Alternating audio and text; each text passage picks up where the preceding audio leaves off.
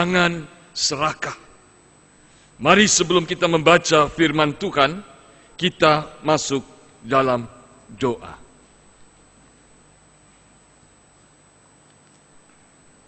Tuhan, berfirmanlah kepada setiap kami, karena kami sangat merindukan sabda-Mu.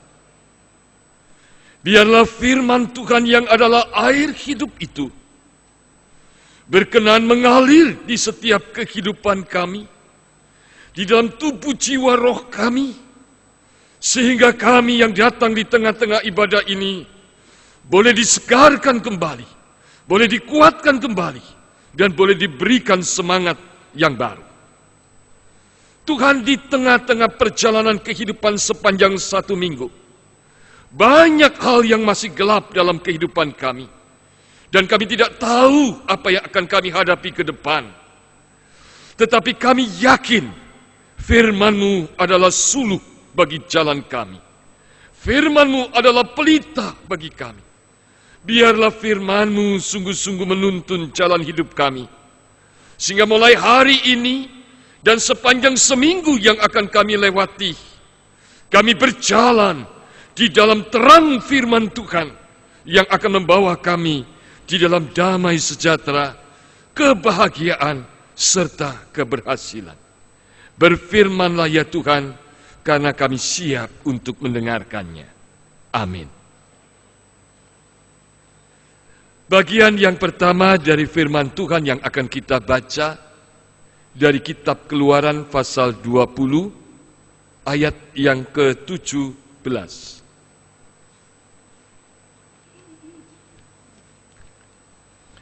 Keluaran pasal 20 ayat 17 akan saya bacakan. Jangan mengingini rumah sesamamu. Jangan mengingini istrinya, atau hambanya laki-laki, atau hambanya perempuan, atau lembunya, atau keledainya, atau apapun yang dipunyai sesamamu.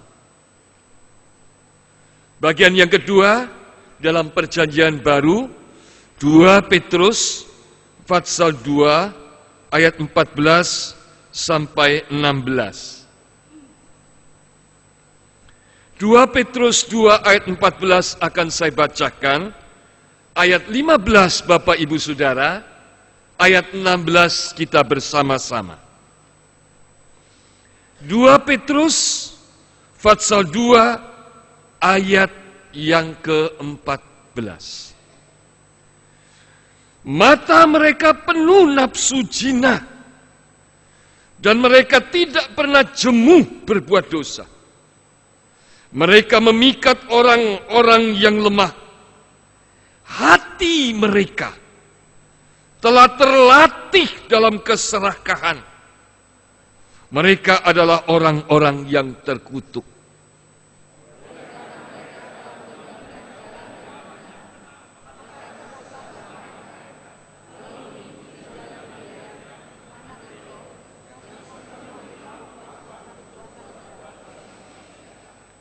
Tetapi Bileam memperoleh peringatan keras untuk kejahatannya, sebab keledai beban yang bisu berbicara dengan suara manusia dan mencegah kebebalan nabi itu. Yang berbahagia setiap kita yang mendengar firman Allah, yang menyimpan dan yang melakukan dalam hidup kita. Haleluya.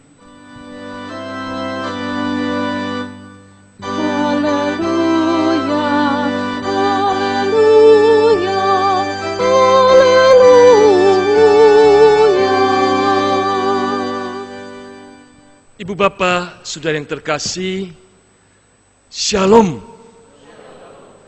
Hari ini kita membaca firman Tuhan berbicara jangan mengingini dalam kitab Keluaran. Apakah manusia itu tidak boleh mempunyai keinginan? Apakah manusia itu harus mematikan keinginannya?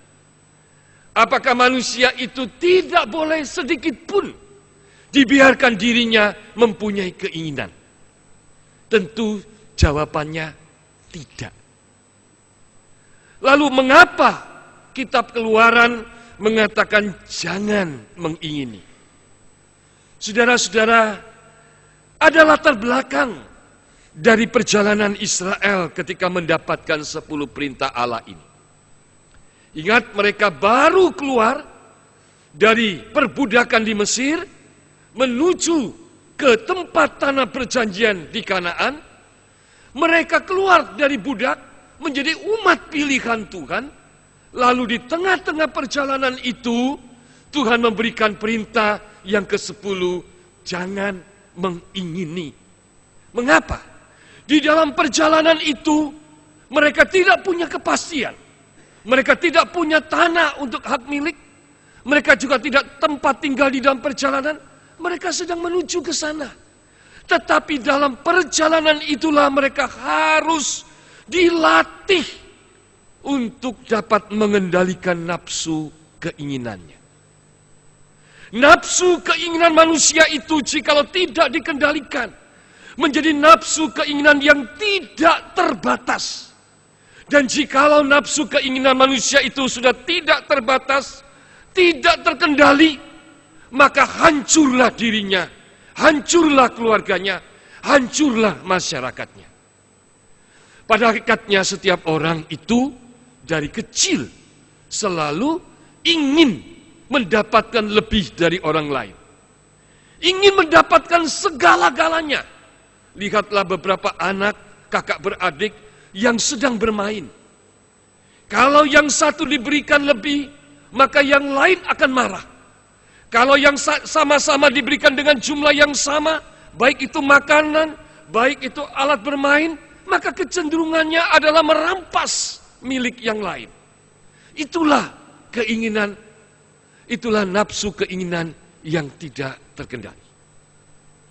Ada sebuah buku yang ditulis oleh seorang penulis, dan di dalam bagian buku itu bercerita tentang ketika seorang anak kecil bertanya kepada gurunya. Lihat, anak-anak itu senang sekali mereka bermain. Lalu guru itu bertanya kepada anak yang bertanya kepada dia, menurut kamu anak-anak itu senang tidak, bahagia tidak? Jawaban si anak kepada gurunya, sangat bahagia. Kenapa? Ya bermain. Oh, jadi kalau bermain pasti senang dan bahagia. Iya. Lalu guru itu mengeluarkan uang dan permen. Setelah uang dan permen itu dikeluarkan, lalu disebarkanlah. Anak-anak yang tadinya bermain dengan sukacita, dengan senang, dengan bahagia, ketika melihat uang dan permen, lalu mulai berebut. Setelah berebut, bertengkar, berkelahi. Lalu ditanya, mereka senang tidak? Enggak. Apa yang mereka alami? Berkelahi. Mengapa berkelahi? Rebutan permen dan uang. Lalu kemudian, mengapa? Ya karena ingin lebih banyak. Saudara-saudara, itu anak-anak kecil yang kekuatannya, pikirannya, pengalamannya, pengaruhnya, segalanya terbatas. Bayangkan umat Israel keluar dengan jumlah yang besar dari tanah Mesir menuju tanah perjanjian. Kalau mereka tidak disiapkan di dalam perjalanan itu untuk mengendalikan keinginannya, agar keinginannya dapat terbatas, dapat terkendali, kira-kira sampai di tanah perjanjian rebutan tidak. Inilah latar belakangnya. Jangan mengingini. Itu baru soal harta, soal tanah. Belum lagi soal yang lain. Kedudukan, jabatan, pasangan hidup bisa berebut tidak karu-karuan di sana. Dalam latar belakang seperti inilah 10 hukum itu diberikan. Jangan mengingini ini dan itu, yang artinya karena aku Allahmu, Allah yang menebus kamu, Allah yang membebaskan kamu, Allah yang membuat perjanjian untukmu, dan karena kamu umatku. Dan karena aku yang memberikan tanah perjanjian untuk kamu, supaya kamu hidup sebagai sebuah umat pilihan Tuhan yang damai, sejahtera, dan bahagia, maka kendalikanlah keinginanmu. Karena keinginanmu tidak bisa diumbar, tidak bisa dibiarkan tanpa batas, dan harus dikendalikan. Saudara-saudara, itulah pelajaran dari Keluaran 20 ayat 17. Yang mengajarkan dan mengingatkan setiap kita hari ini. Keluarga kita akan damai. Keluarga kita akan rukun. Persekutuan kita akan damai dan rukun. Dan seluruh kehidupan pekerjaan dan masyarakat kita akan rukun, damai dan bahagia. Dan sejahtera. Kalau kita masing-masing dapat mengendalikan keinginan kita. Dapat mengendalikan nafsu keinginan, sehingga nafsu keinginan itu dapat terkendali dan tidak tanpa batas. Bagaimana dengan kehidupan saudara dan saya sebagai orang Kristen hari ini? Apakah memang kita menganggap serius bahwa nafsu keinginan yang ada di dalam diri kita itu harus kita perhatikan dengan serius? Kita memang bisa boleh mempunyai keinginan apapun. Tapi keinginan kita harus terbatas. Keinginan kita harus sungguh-sungguh menjadi satu kebutuhan yang membangun. Keinginan kita itu harus dikendalikan. Sehingga sungguh-sungguh keinginan kita itu adalah yang benar-benar bermanfaat. Keinginan apa saja. Keinginan untuk berhasil di dalam pekerjaan.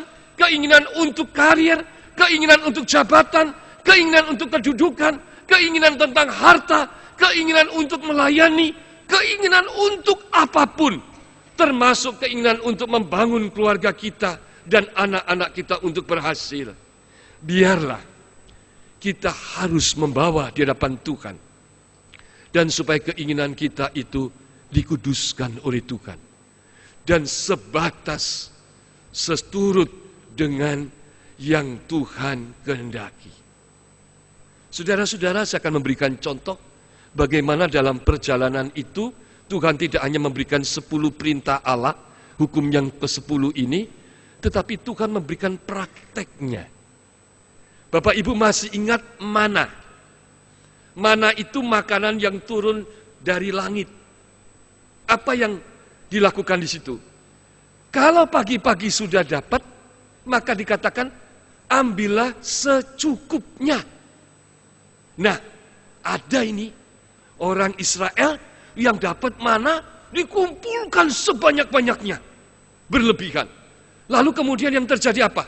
Sisanya yang tidak termakan itu ternyata akhirnya berulat. Tidak bisa disimpan lama-lama.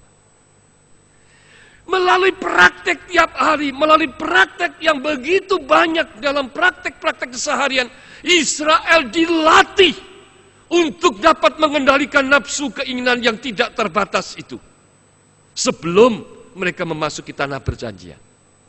Saudara dan saya sebetulnya melakukan perjalanan menuju tanah perjanjian yang kekal, yaitu surga.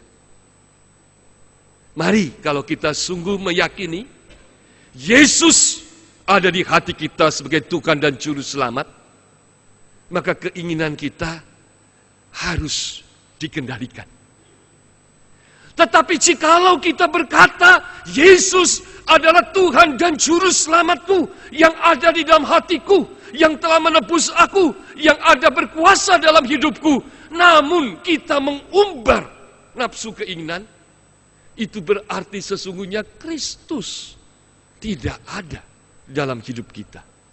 Yang ada adalah nafsu keinginan kita. Baik, kita melihat pelajaran yang kedua. Dari 2 Petrus pasal 2 ayat 14 sampai 16. Firman Tuhan di sini mengajarkan kepada kita bahwa nafsu keinginan tanpa batas, nafsu keinginan yang tidak terkendali itu sesungguhnya dalam sebuah proses. Dikatakan di sini, hati mereka terlatih dalam keserakahan. Jadi jangan kita bayangkan nafsu yang tanpa batas, yang tidak terkendali itu tiba-tiba muncul. Tidak.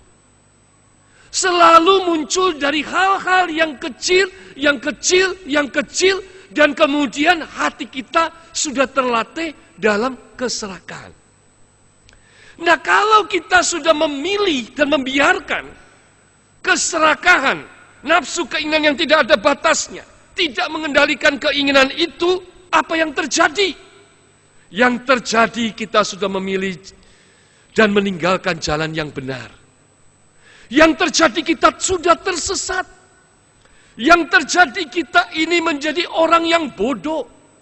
Sampai seperti Bileam yang harus Tuhan memakai seekor keledai yang bisu untuk memperingatkan dia. Bayangkan saudara, seekor keledai itu menjadi simbol binatang yang bodoh. Binatang yang bodoh, yang bisu lagi, dipakai untuk mengingatkan seorang nabi. Inilah yang terjadi. Sebuah kisah nyata, sebuah kenyataan. Allah memanggil, Allah memilih, Allah mengurapi seorang nabi, tetapi karena dia membiarkan dirinya tidak mengendalikan nafsu keinginannya, akhirnya dia memilih jalan yang salah, akhirnya dia tersesat, akhirnya dia menjadi orang yang bodoh, akhirnya dia harus diperingatkan. Padahal dia adalah bertugas mengingatkan. Dan yang memperingatkan dia itu Tuhan melalui seekor keledai yang bisu dan bicara dengan dia.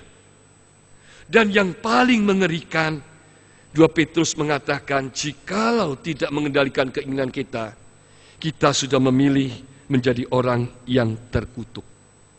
Ayat 14.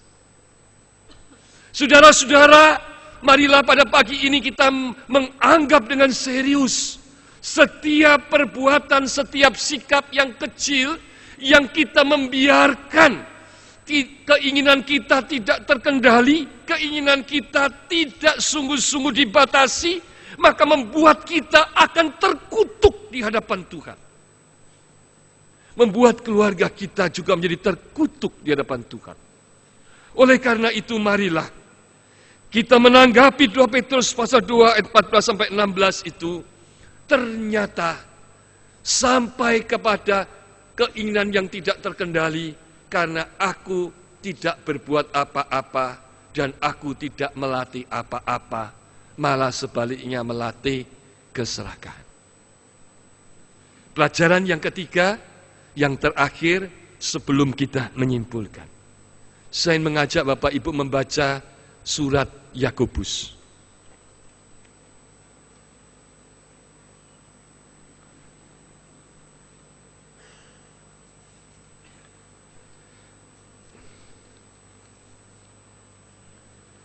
Yakobus pasal 1 ayat 14 dan 15.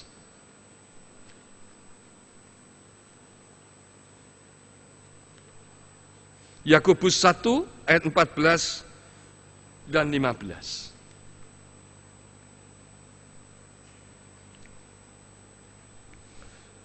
Tetapi tiap-tiap orang dicobai oleh keinginannya sendiri, karena ia diseret dan dipikat olehnya. Dan apabila keinginan itu telah dibuai, ia melahirkan dosa. Dan apabila dosa itu sudah matang, ia melahirkan maut. Banyak kali dalam kehidupan sehari-hari kita berdoa sebagai orang Kristen gini, Tuhan kuatkan saya dalam menghadapi pencobaan. Bayangan kita adalah keluarga kita dicobai karena ada wanita idaman lain. Keluarga kita dicobai karena ada pria idaman lain yang menggoda. Kita berkata mungkin kita dicobai oleh banyak orang yang di luar. Tidak.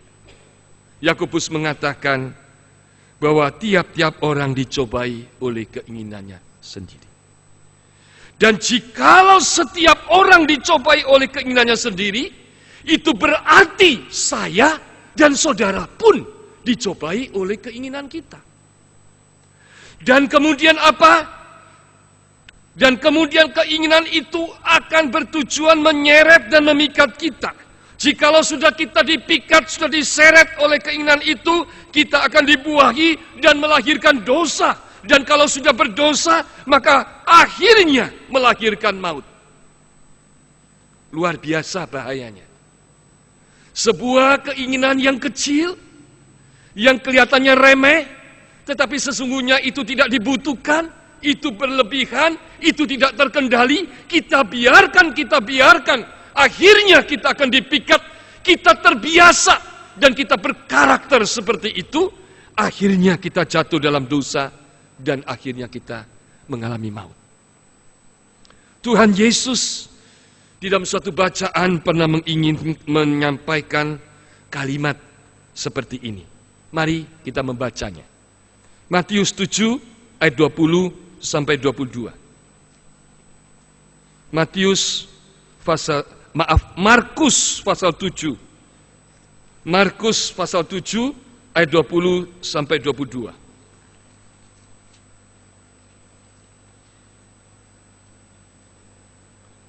Markus 7 ayat 20 sampai 22.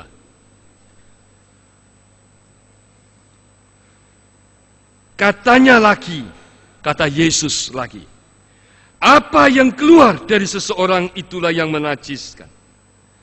Sebab dari hati orang timbul segala pikiran jahat, percabulan, pencurian, pembunuhan, perzinahan, keserakan, kejahatan, kelicikan, hawa nafsu, iri hati, hujat, kesombongan, kebebalan. Semua hal yang jahat ini timbul dari dalam dan menajiskan orang.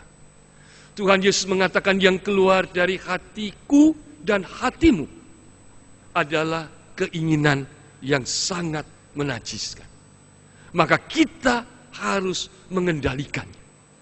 Kalau tidak, maka itu akan muncul di dalam sikap dan perbuatan yang sangat mengerikan. Apa yang bisa kita dapatkan dari bagian yang terakhir dari surat Yakobus dan yang dikatakan Tuhan Yesus? Saya dan saudara tidak bisa tinggal diam. Jikalau kita sebagai seorang istri di rumah tiba-tiba muncul keinginan-keinginan yang tidak terkendali. Dan sudah mulai tidak puas dengan apa yang diperoleh oleh suami. Dan sudah mulai membandingkan dengan orang lain. Dan saudara mulai mengatakan, hidup keluargaku ternyata sia-sia. Maka kita tidak boleh membiarkan. Kita harus datang dan mengendalikan itu di hadapan Tuhan. Jikalau kita mulai melihat anak-anak di rumah kita sudah mulai berebut, ingin menjadi yang terutama, dan ingin merampas dan membiarkan itu, tidak. Kita harus mengingatkan bahwa ini adalah bibit yang berbahaya, yang akan menghancurkan masa depan mereka, dan yang akan membuat mereka mempunyai masa depan yang suram.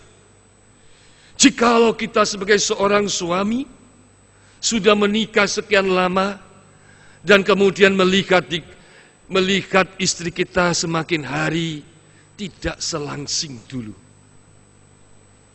Kemudian setiap hari melihat ada banyak wanita yang lebih langsing. Dan saudara membiarkan dan berkata, sayang ya, dia bukan istriku. Hati-hati. Biarlah firman Tuhan ini mengatakan, apa yang keluar dari keinginan kita itu bukan netral. Yang keluar dari keinginan saya, yang keluar dari keinginan saudara, itu najis. Harus dibawa di hadapan Tuhan untuk dikuduskan seturut dengan kehendak Tuhan. Baru menjadi berkat.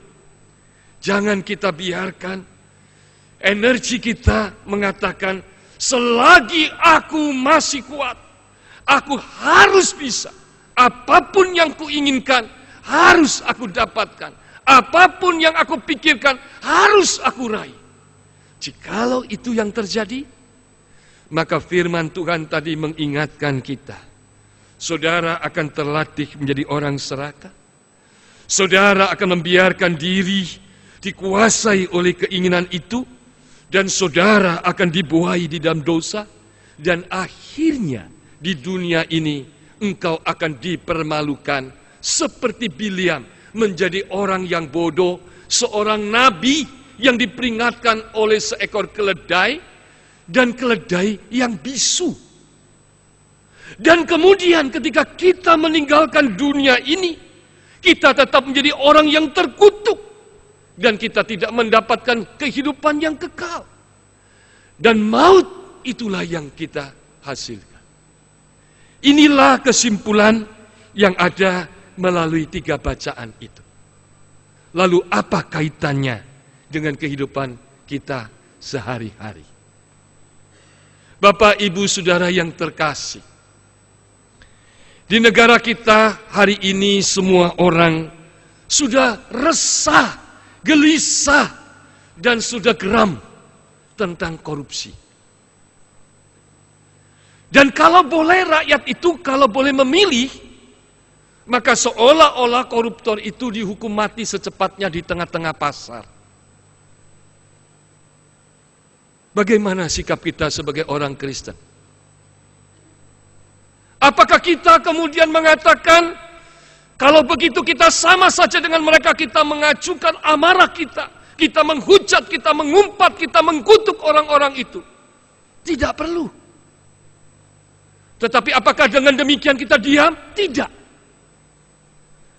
Yang harus kita lakukan adalah kita mengatakan di dalam diri kita dan keluarga kita, jangan ada yang korupsi. Sekecil apapun. Dan untuk supaya kita bisa mempraktekkan tidak mengkorupsi sesuatu, korupsi waktu, korupsi tenaga, korupsi uang, dan mengkorupsi milik orang lain apapun itu, maka kendalikanlah keinginanmu dengan cara mengucap syukurlah dengan apa yang engkau telah terima hari ini.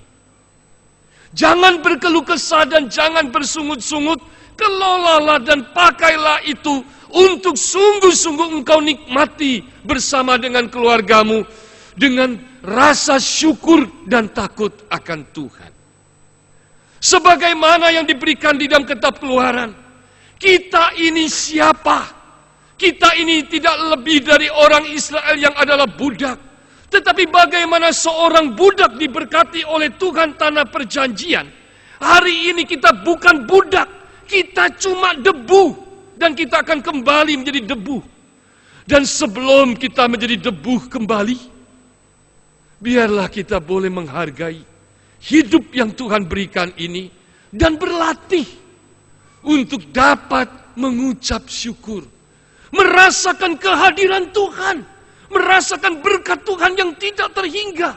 Mengalami kasih dan kuasa-Nya. Dengan apa yang ada itu dicukupkan dengan nikmat bersama dengan keluarga kita. Dan itu sebagai tempat kita berlatih. Kalau memang kita merindukan sorga. Sorga bukan hanya sekedar bayangan manusia. Tempat yang nikmat, tempat yang nyaman. Untuk mencapai itu, kita harus dirubah untuk meninggalkan nafsu keinginan yang tidak terbatas itu. Dan kita belajar di dalam perjalanan hidup yang Tuhan izinkan di dunia ini, kita harus dibentuk supaya dapat mengendalikan nafsu keinginan itu. Disitulah kita baru menghargai apa artinya kehadiran Tuhan. Bagi orang yang seperti inilah, dia bagaikan 5 anak gadis yang bijaksana, yang layak masuk di dalam kerajaan surga. Sama seperti orang Israel yang keluar dari Mesir, jumlahnya banyak. Akhirnya yang masuk ke tanah Kanaan yang kelahiran Mesir cuma 2. Mengapa? Karena enggak siap. Banyak orang yang dipanggil, tapi sedikit yang dipilih. Banyak orang yang merasa dipilih, tapi berapa banyak yang akan masuk. Biarlah kita mengajak seluruh keluarga kita, mengatakan kita tidak boleh korupsi. Karena itu bukan hanya melanggar hukum, tetapi menunjukkan bahwa kita tidak beriman kepada Tuhan. Kita meninggalkan jalan Tuhan. Kita sungguh-sungguh tersesat. Kita memilih untuk diperingatkan oleh keledai yang bisu. Kita memilih untuk dikutuk oleh Tuhan. Kita memilih untuk mengalami maut jikalau kita korupsi. Apa pelajaran yang kedua yang harus kita tanamkan? Semua orang tua ingin anaknya berhasil. Oleh karena itu dengan tidak sadar dan tidak sengaja kadang-kadang kita membangkitkan rasa mereka berjuang dengan membakar-bakar keinginan yang tidak terkendali. Hati-hati. Sulaiman pernah mengungkapkan di masa tuanya, ada orang yang paling sia-sia di dunia ini. Diberi hak oleh Tuhan mengumpulkan harta sebanyak-banyaknya, namun tidak diberi oleh Tuhan hak untuk menikmati. Hidup bukan hanya sekedar mengumpulkan. Biarlah ketika kita mengarahkan dan mendoakan tujuan yang akan dipilih untuk jalan hidup studi dan pekerjaan mereka, kita meyakinkan mereka, hidupmu nak, sesungguhnya pegangannya, jaminannya adalah di dalam Tuhan. Bukan di harta orang tuamu yang disediakan untuk kamu. Hidupmu bukan hanya sekedar engkau punya semangat, kalau aku mau, aku pasti bisa. Tidak. Tetapi hidupmu harus berlatih. Bagaimana engkau belajar untuk melihat setiap hidup, untuk berjuang di dalam Tuhan, karena di balik semua itu Tuhan membentuk kamu. Jangan pernah menyerah di tengah-tengah kondisi dan keadaan. Bukan karena kamu bisa, tapi karena Tuhan ingin membentuk kamu. Saudara-saudara, pesan yang kedua itu mari kita tanamkan pada anak-anak kita. Bahwa orang yang sungguh-sungguh takut akan Tuhan, yang hidup sungguh-sungguh mengucap syukur kepada Tuhan, yang hidup bersandar dan mengandalkan Tuhan, benar-benar Tuhan yang akan memberkati dia. Di awal bacaan ini, tulisan Sulaiman dari Amsal, yang mengingatkan kita sebuah pelajaran yang indah, dan yang akan menjadi penutup dari khotbah hari ini. Lebih baik sedikit barang dengan disertai takut akan Tuhan daripada banyak harta dengan disertai kecemasan. Lebih baik sepiring sayur dengan kasih daripada lembu tambun dengan kebencian. Dapatkah ini menjadi warna keluarga kita hari ini, hari esok, dan seterusnya? Kita selalu bisa menikmati apapun yang disajikan karena ada sebuah nilai yang indah, yaitu kasih, takut akan Tuhan dan syukur, dan itu membuat hidup kita damai sejahtera dan bahagia. Oleh karena itu Bapak Ibu, pulanglah ke rumah saudara masing-masing dan lihatlah, ternyata di rumah Bapak Ibu ada 5 roti dan 2 ikan. Kalau seorang anak kecil punya 5 roti dan 2 ikan, dia bisa mengenyangkan ribuan orang. Maka yang Bapak Ibu punya lebih dari 5 roti dan 2 ikan. Mengapa hatimu hari ini tidak bisa bersyukur? Mengapa engkau galau, cemas dan takut kekurangan? Mengapa engkau bingung tentang masa depan anakmu? Jikalau memang Tuhan ada dalam kehidupan keluargamu dan hidupmu dikendalikan oleh Tuhan, maka tidak ada yang mustahil dalam perjalanan ini. Tuhan memberkati kita. Jangan serahkan. Amin.